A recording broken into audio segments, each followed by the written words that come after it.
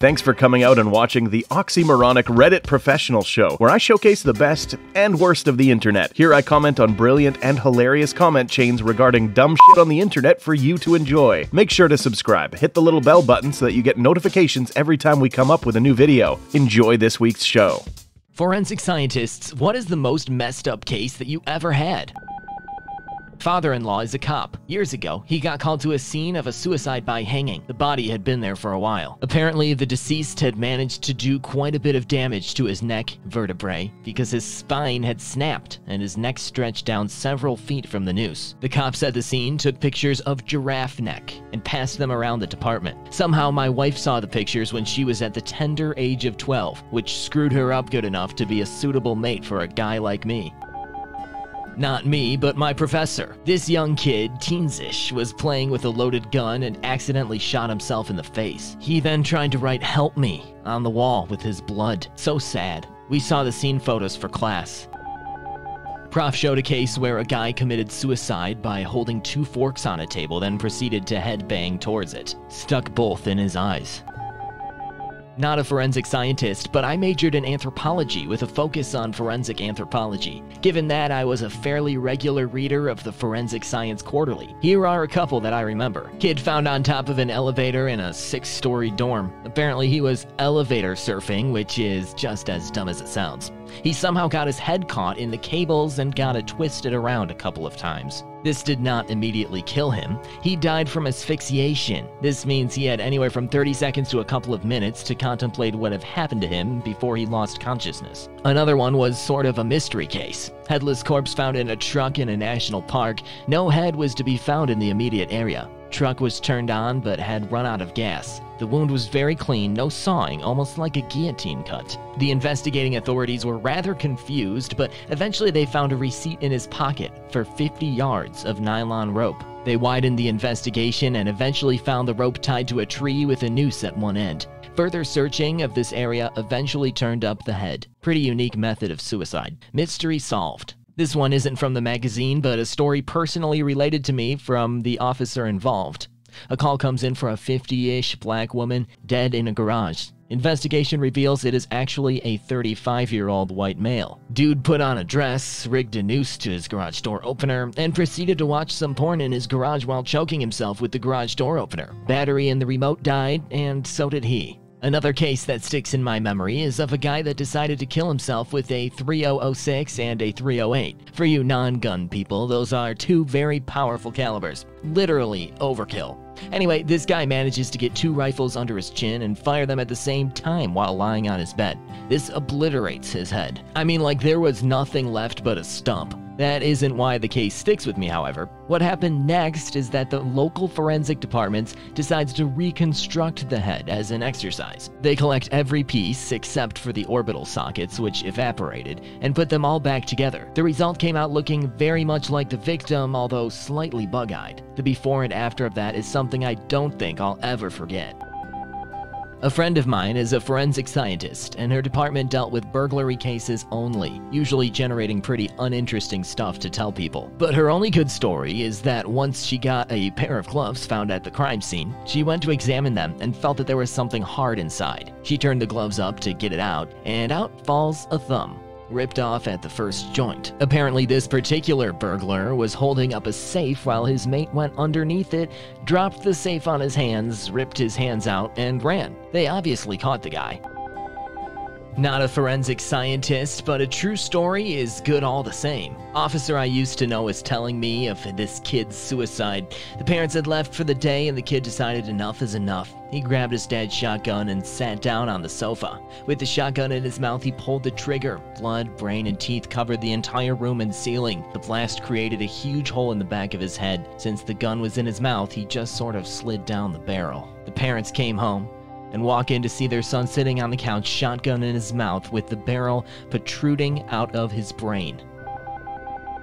Attended a lecture by a pathologist once who asked us a household item someone had managed to kill themselves with: a toothbrush, rubber band, or a matchstick. He went on to tell us that a man had killed himself accidentally while trying to clean his ear out with a matchstick, punctured a blood vessel, painted a wall with his own blood, passed out and bled out on the sofa. There's another famous story out there about a U.S. Army reserve who managed to accidentally lobotomize himself with the sail ship model he was building. He accidentally dropped it on himself. The blowsprit entered his nose and severed the pons.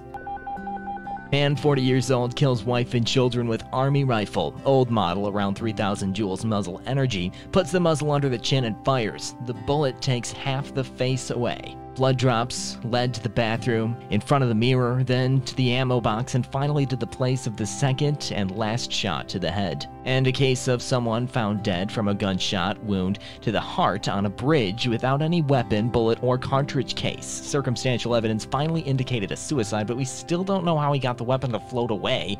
The bottom of the river was searched and nothing was found except for the tools of the bridge builders. A friend is a psychologist whose previous life was in crime scene photography. She went to the scene of a suicide in a garage. This guy had a project car that he had worked on his whole life. When he decided to end it all, he wanted to go with the car, so he shut the garage and turned on the engine and waited.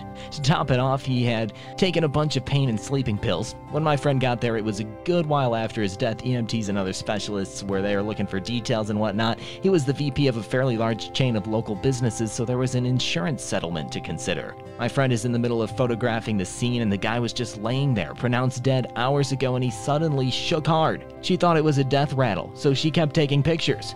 Eventually the guy sat up and nodded and the EMTs were called back in to stabilize him and eventually save him. Apparently the car had run out of gas right at the moment he went out and he was pronounced dead on the scene. He couldn't talk or do much, but he had actually survived. Forensic chemist here who occasionally gets called out to crime scenes just to consult on evidence collection. On the first one I ever went on, a father had shot his adult son and put the body in a deep freeze that was in his bedroom. There were a ton of cops and other people from our lab there, but when the coroner asked for help removing the body from the freezer, I volunteered quickly as I had never been that close to a dead body other than funerals and was curious. As I helped the coroner lift the body out of the freezer, which still had a bunch of food in it too, a pack of frozen biscuits was stuck to his body. I had to pry them off him, which was both very weird and kind of funny at the same time. EMT here. We had a guy who was naked, blood-dyed, and tortured. Then he left outside in a negative 10-degree weather until he froze. We found him literally frozen maybe a day after the fact. There was no way to move a 230-pound popsicle without breaking it. This is a story from my fake uncle, a forensic officer who was leading a team of juniors in a suicide case. The victim of the suicide had filled a water pressure-based fire extinguisher with explosive material, he didn't go into detail, and hugged it like a teddy bear. Naturally, when he went off and out with a bang, he went all over the roof, walls, and floor. My uncle proceeded to find a foot with all the tendons hanging out and paraded it in front of the juniors and pulled all the tendons, making the toes wiggle. His only regret was not finding a hand. Always fun around the most macabre of my father's friends. Not a forensic scientist, surprise, but my mom knew a lady whose son committed suicide pretty brutally. While the parents were out, he got a shotgun from the gun cabinet, went to his room, and set it up with a string and pulleys on a chair so that it would go off when the bedroom door was opened. He sat in the chair for what may have been hours. Parents get home, mom goes to check on son, bang. That poor woman needed some serious counseling. I can't imagine the guilt, and it was pretty bad of the kid to make one of his parents unwittingly do the dirty work for him. Not a crime scene guy, used to be a first responder. Guy was sitting at a table slumped over with every single knife from a very nice knife set sticking out of his bag, arranged just the way they were in the knife block. Wife was standing there still yelling at him for dying too soon. Worked at an ME's for a bit, had a couple pass away from a two-person plane crash. When the autopsy began, it smelled a bit like burnt barbecue, and the people in the body bags weren't your typical dead lying flat position. They were kind of stuck in a fetal position. Opened up the bag and I saw some weird bumps on each of their heads. Asked the ME what was up with the bumps. I guess at high temps the brain expands and needs somewhere to go, so at some point it just kind of pops out of the skull. So their brains were some inside, some outside of the skull. Then we try examining the body and it looks like a cheap prop from a movie. I notice a wedding band on the female passenger and try my best to remove it. The whole finger comes off with it. Felt kind of bad. Then I spent 10 minutes trying to clean off what I can only imagine was human grease and burnt flesh off the ring so we could package it up and eventually return it to the family. Plane crashes are pretty crazy. From a family friend, people who do lots of yoga involving rolling their head around the axis of their neck, over time it wears away the corners of the vertebrae, which is why you're not supposed to do it. He saw a few cases of people getting into relatively minor car crashes. What should have been a nasty case of whiplash instead becomes fatal as their spine was weakened and can't stop the momentum of their head. So it just pops off right off the spinal column. The head doesn't fly away or anything. It's still held on by muscle, but the driver is just as dead. Not me and not a forensic scientist, but my dad is an EMT. He went on a run about noses in an abandoned house that sounded like a person. It was just a cat going nuts, and he said the house looked like it was from the Addams Family. When he went in, he checked the house and found a mummy hung in the closet by a belt. He says there was a lot of gay porn magazines laying around there too, so it looked like an autoerotic asphyxiation. He said there was no smell either, so the guy had been dead for a while. It turns out he died there 3 years ago and his neighbors just thought he moved or was foreclosed on. I worked in a morgue for a while, lots of weird things. One case in particular stands out. A man was found dead in a food truck. He looked pretty normal from the outside. After we took off his clothes, things started looking a bit odd. He was wearing women's underwear that had holes cut in them for his penis. He probably had on around 20 pairs of the underwear. He also had a penis pump on his penis with a few condoms on. I don't remember what the cause of his death was. Wonder what his family might have thought about it. Maybe not the most gruesome, but definitely one of the weirder things I saw. Older male in kitchen, massive pool of blood, face blown off by shotgun, hands and arms have cuts on them. Shotgun laying on floor not far from body, empty shell on the floor, table and chairs messed up. There's blood splattered on the ceiling. In addition to all the blood on the ceiling, the buckshot spray of pellets on the wall, more buckshot spread and no blood. The family was positive that the house had been broken into and the man was attacked and killed by his own shotgun in the struggle. After toxicology and forensics was done, this was determined. The man was depressed and drank a lot. On the night he died, he'd gotten very drunk at a bar. Came home so drunk that he couldn't open his own front door. Went around back and broke through the glass of the sliding door. He went to his bedroom, loaded his shotgun, went into the kitchen to kill himself. The first shot was standing, pointing at the gun in his head. The shotgun kicked so hard, and he wasn't holding it right, so it went off next to his head and shot the wall. He stumbles and falls as a result, messing up the kitchen. He gets back up to his knees, cocks the gun, and loads another shell, puts the butt of the gun on the floor and the barrel under his chin. As the gun fires, it kicks again, and instead of blowing his whole head up, the barrel moves forward a bit and blows most of his face off, shoots the ceiling. He falls over and dies of blood loss.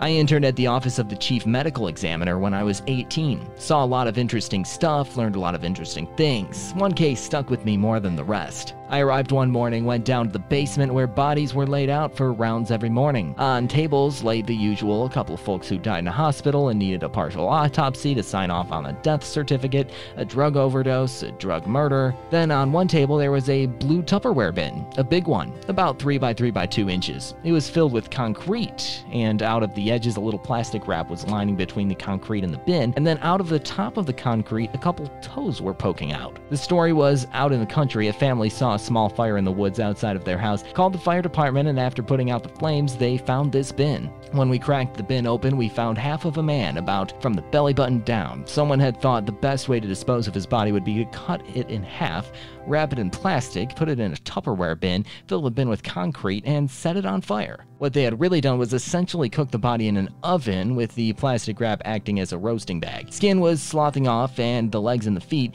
and the skin was discolored by this time, a nice green. Though this was about 10 years ago, I distinctly remember still being able to make our saw marks on top of the edge of this half, however. Notes were taken, and no signs of death were found on the legs, and no indications of the person's identity either. Unfortunately, my internship ended a few weeks before they found the top half, so I never got to learn more about the case, but the image still certainly sticks with me till now. If you enjoyed this week's effective way to waste time, hit that like button and subscribe for more content like this. If you are enjoying the series, leave me a comment below. A special shout out to the content creators. You frickin' rock.